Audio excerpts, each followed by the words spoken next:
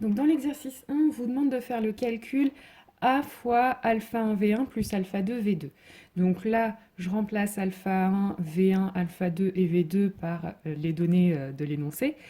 Donc déjà, pour faire le produit, 2 fois le vecteur V1, donc 0, 1, on multiplie chaque composante par 2. C'est la même chose quand on veut multiplier aussi une matrice par un scalaire. On multiplie toutes les composantes par ce scalaire. Donc là, ça nous donne 0, 2. Même chose ici, ça va nous donner 3, 9. Ensuite, pour faire l'addition de deux vecteurs, eh bien, on va additionner composante par composante. Donc on additionne les deux premières composantes, donc 0 et 3, ça nous donne 3. Et puis 2 et 9, ça nous donne 11. Et j'ai maintenant remplacé la matrice A, encore une fois, par ce qui nous est donné dans l'énoncé. Et donc, il va maintenant falloir faire le produit de cette matrice par ce vecteur. Alors, le principe, c'est que je vais prendre la première ligne de la matrice et je vais la multiplier par le vecteur de cette façon. Donc, je vais faire première composante fois la première composante du vecteur, plus deuxième composante de la ligne de la matrice fois la deuxième composante du vecteur. Donc ça nous donne 2 fois 3 plus 1 fois 11, c'est ce que j'ai noté là. Et puis je recommence avec la deuxième ligne. Ça va donc nous donner 4 fois 3 plus 0 fois 11. Et enfin, 3 fois 1 plus 3 fois 11. C'est ce que ça nous permet d'obtenir la troisième composante du vecteur résultat. Et donc le résultat, c'est finalement 17, 12, 36. Et bien en colonne comme ici. Pour faire les produits de matrice au début, on peut s'aider de cette présentation. Donc on met la matrice ici et le vecteur un petit peu au-dessus en colonne. Et donc en fait le principe c'est que le résultat qui va être à mettre ici, ça va être le produit de la ligne qui est en face multiplié par le vecteur. Et encore une fois, pour le deuxième résultat, ce sera la ligne qui est en face multipliée par les composantes du vecteur, etc. Donc ça peut aider de présenter sous cette forme-là. Alors pour le deuxième exemple, maintenant, donc même travail. Donc j'ai d'abord remplacé alpha 1 V1, alpha 2 V2 par les données de l'énoncé. Donc je multiplie toutes les composantes de V1 par moins 1, ça me donne moins 4, moins 1, moins 2. Et toutes les composantes de V2 par 1, donc on conserve en fait le vecteur V2, donc 3, 1, 7. Ensuite, je fais la somme des deux vecteurs, donc moins 4 plus 3, moins 1 plus 1, 0, moins 2 plus 7, 5. Et finalement, je fais le produit de la matrice par le vecteur, donc toujours première ligne de la matrice multipliée par le vecteur. Donc ça nous donne 2 fois moins 1 plus 1 fois 0, et plus 4 fois 5. Donc ça, c'est pour la première composante du vecteur résultat. Et puis ensuite, même chose avec la deuxième ligne de la matrice. Donc 3 fois moins 1, plus 2 fois 0, plus 1 fois 5. Et donc finalement, ça nous donne 18, 2. Même chose, pour faire le produit de la matrice par le vecteur, on peut faire cette présentation-là. Et donc, on va mettre le résultat de la multiplication de cette ligne par cette colonne ici, et puis ensuite de cette ligne par cette colonne là. Dans l'exercice 2, il s'agit de vérifier si les familles de trois vecteurs qu'on vous donne sont linéairement indépendantes et si elles engendrent R3 ou R2 selon le cas. Donc, dans le premier exemple, déjà, on va essayer de montrer que vérifier si la famille est ou n'est pas libre. Donc, pour ça, une famille libre, qu'est-ce que c'est? C'est une famille pour qui toutes les combinaisons linéaires de ces vecteurs, combinaison linéaire, c'est un scalaire, donc un réel ici, fois le premier vecteur, plus un deuxième réel fois le deuxième vecteur, plus un troisième réel fois le troisième vecteur. Donc il faut vérifier que dès qu'on a une combinaison linéaire de ces trois vecteurs qui est nulle, alors ça implique forcément que alpha, bêta et gamma sont nuls. Donc nous, c'est ce qu'on va essayer de vérifier ici. Donc déjà, je sais que alpha fois le vecteur V1. V1, on vous le donne dans l'énoncé, c'est le vecteur 1, 2, 1. Donc, alpha fois le vecteur V1, ça va nous donner le vecteur alpha, 2 alpha, alpha. Le vecteur V2, c'est 1, 0, 0. Donc, bêta fois le vecteur 0, ça va nous donner bêta, 0, 0. Et puis gamma V3, V3 c'est 0, 1, 0, donc ça va nous donner 0, gamma 0. Et quand je fais la somme de tous ces vecteurs, ça va donc me donner comme vecteur alpha plus bêta, 2 alpha plus gamma, alpha.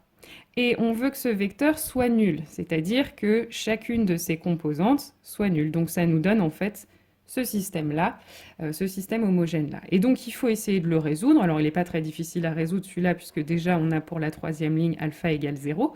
Et puis si on sait que alpha égale 0, la première ligne va nous donner tout de suite bêta égale 0, et la deuxième va nous donner gamma égale 0. Donc là, dès qu'on a cette combinaison linéaire qui est nulle, on a alpha, bêta, gamma qui sont égaux à 0.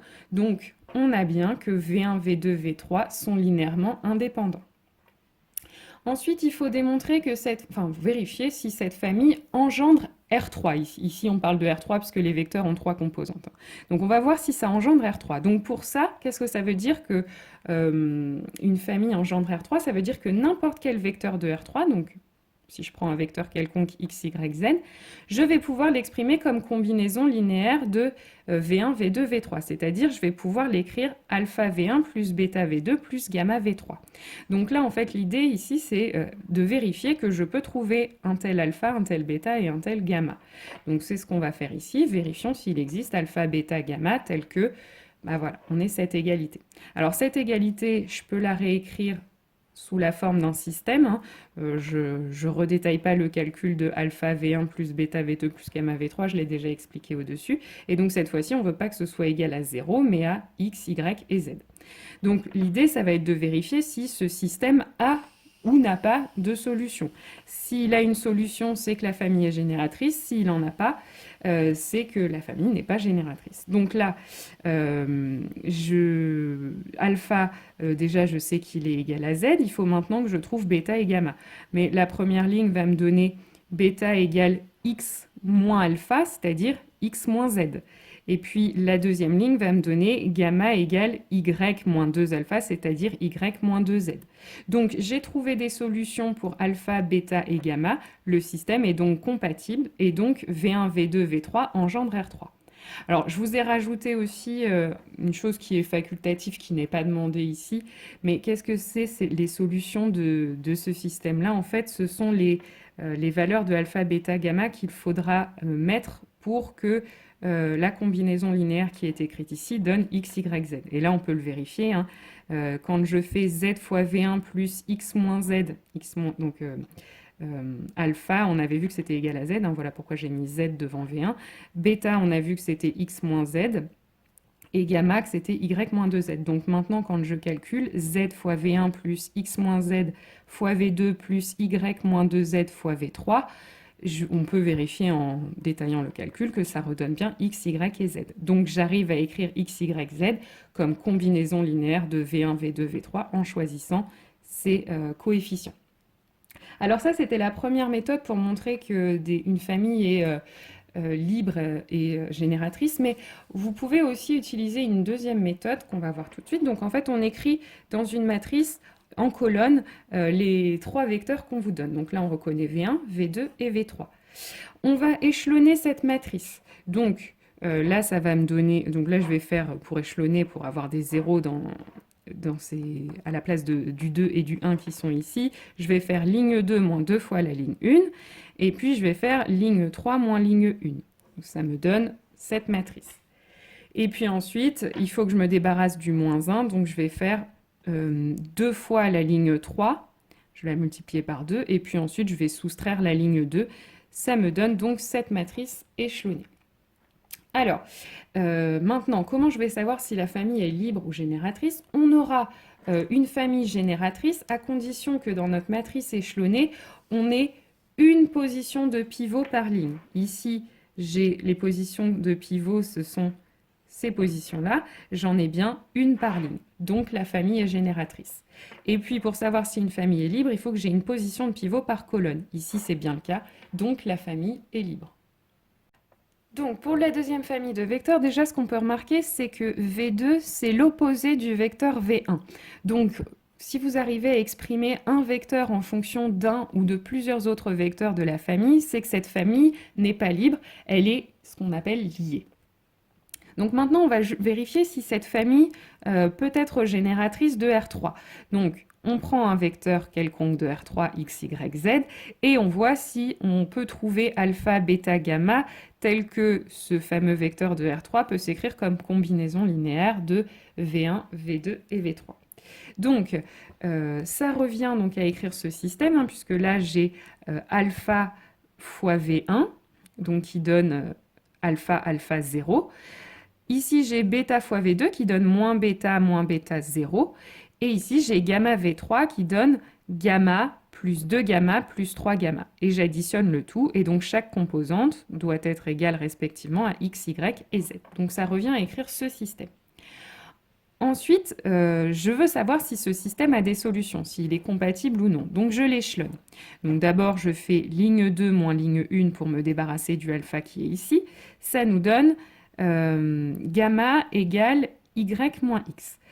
Et puis ensuite, je vais vouloir me débarrasser, pour finir l'échelonnement, de ce 3 gamma. Donc, je vais faire ligne 3 moins 3 ligne 2.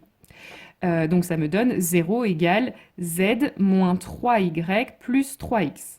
Donc, ce système aura des solutions à condition que cette dernière ligne ne donne pas une ligne du type 0 égale un nombre différent de 0.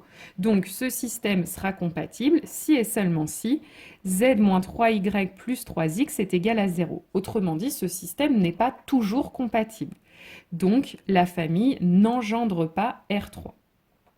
Alors, une autre méthode, celle qu'on a vue tout à l'heure, donc qui consiste à écrire les 3 vecteurs en colonne dans une matrice et d'échelonner cette matrice. Donc les étapes pour l'échelonnement sont les mêmes que tout à l'heure, hein, donc ligne 1 moins ligne 2, et puis ensuite ligne 3 moins 3 ligne 1, on obtient cette matrice.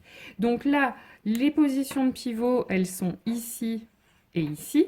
Donc ce qu'on peut remarquer, c'est qu'il nous manque une position de pivot en ligne 3, donc la famille n'est pas génératrice.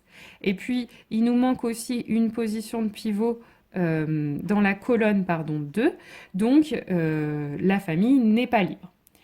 La troisième façon qu'on aurait pu avoir de voir que la famille, donc la famille, tout à l'heure j'ai dit très rapidement qu'elle était liée, on aurait aussi pu dire très rapidement qu'elle n'était pas génératrice parce que pour avoir une famille génératrice, j'ai besoin d'avoir au moins 3 vecteurs dans R3 qui soient libres. Là, la famille étant liée, elle ne pouvait pas engendrer R3. Alors, la troisième famille de vecteurs, donc déjà, je remarque que j'ai 3 vecteurs qui sont des vecteurs de R2. Donc j'ai plus de vecteurs que la dimension de l'espace dans lequel je me place. Donc déjà, on sait qu'il n'y a aucun calcul à faire, on sait que la famille ne peut pas être libre. Ensuite, je vais vérifier, voir si elle ne pourrait pas être génératrice. Là, c'est possible cette fois-ci, puisque j'ai une famille qui est certes liée, qui n'est pas libre, mais parmi les 3 vecteurs, je pourrais en enlever un et avoir une famille de 2 vecteurs qui pourraient cette fois être libres. Donc là, ça vaut le coup, contrairement à l'exemple précédent, ça vaut le coup d'aller vérifier si cette famille ne pourrait pas être génératrice. Donc je prends un vecteur quelconque de R2 cette fois-ci, et puis je vais voir si je peux l'exprimer comme trouver alpha, bêta, gamma pour l'exprimer comme combinaison linéaire de V1, V2 et V3. Donc ça revient à écrire ce système. Hein. Là j'ai alpha fois V1, donc alpha, alpha. Là j'ai bêta fois V2, 3 bêta plus 1 bêta, pardon. Et puis ensuite j'ai gamma V3, c'est 2 gamma plus 7 gamma. Et donc, j'additionne toutes ces composantes qui doivent respectivement être égales à x et y. Maintenant, je veux savoir si ce système est compatible. Donc, encore une fois, je l'échelonne. Donc, je fais ligne 2 moins ligne 1 pour me débarrasser de ce alpha. Et là, je me rends compte que je vais avoir, j'ai pas de ligne du type 0 égale à un nombre différent de 0. Donc ce système, il est compatible. D'accord? Donc le système est compatible, donc le système est compatible, donc la famille est génératrice. Ça, pas de problème. Alors, la partie que j'ai encadrée en rouge, c'est pas indispensable de la faire, mais je voulais vous montrer un petit peu pourquoi, enfin, à quoi sert ce système, à quoi servent les solutions de ce système. Donc là, j'ai fini de résoudre mon système en exprimant, donc là j'ai deux pivots, deux positions de pivot, en alpha et en bêta, donc gamma est une variable libre, donc je vais exprimer alpha et bêta en fonction de ce gamma. Donc je fais passer 5 gamma de l'autre côté et je divise par moins 1,5 pour obtenir mon bêta. Et puis ensuite je remplace dans la ligne alpha, je remplace mon bêta par la valeur que j'ai trouvée, et puis je fais tout passer de l'autre côté. J'ai donc alpha est égal à x plus 3 demi de y moins x moins 5 gamma, moins 2 gamma.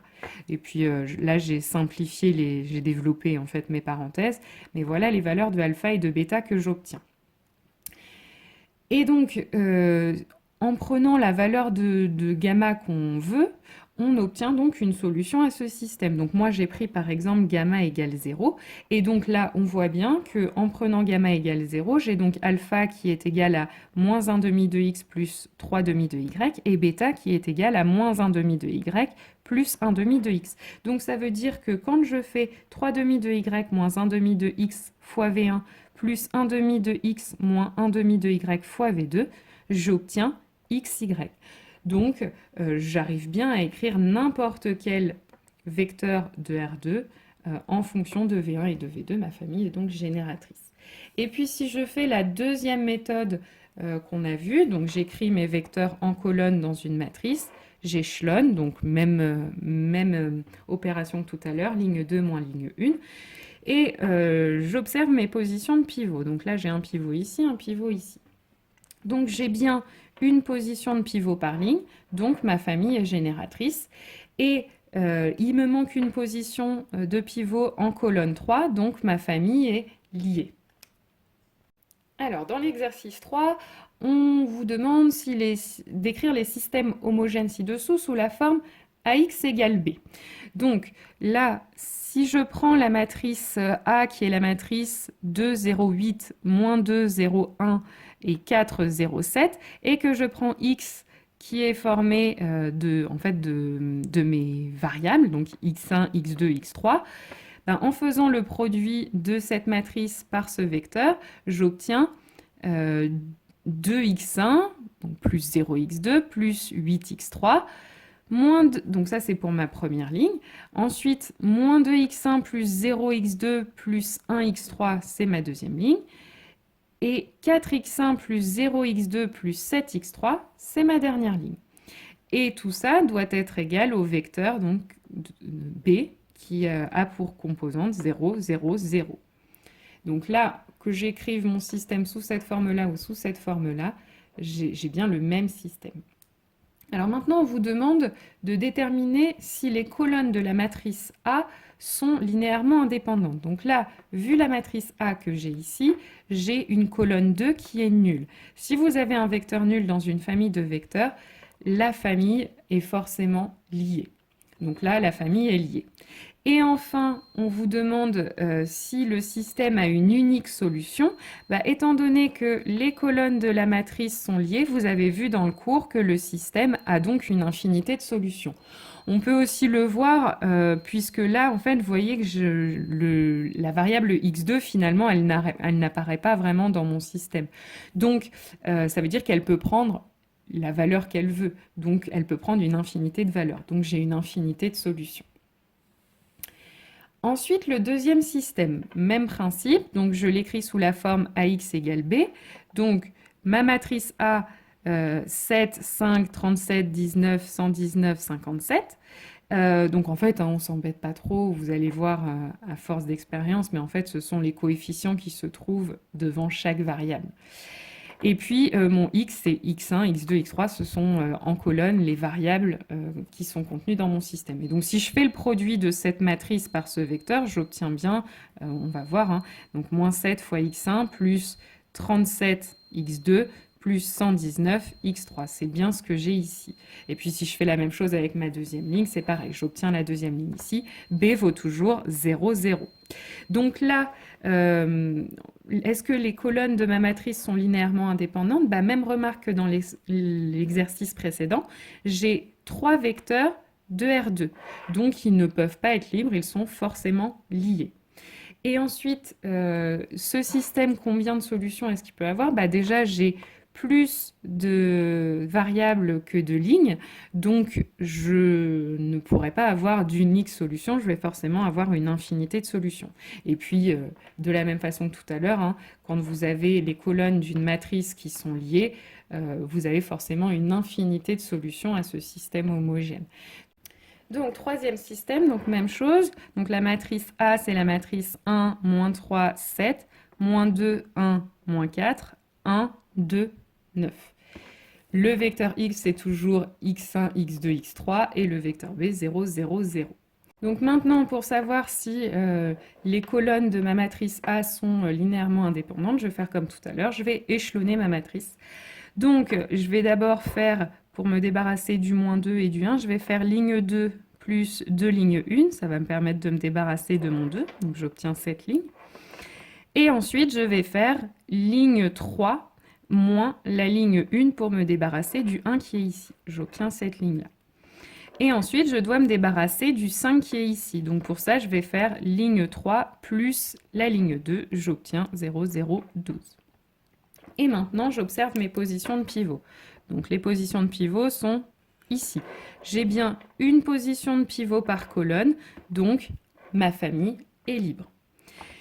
Et puisque ma famille est libre, mon système admet une unique solution.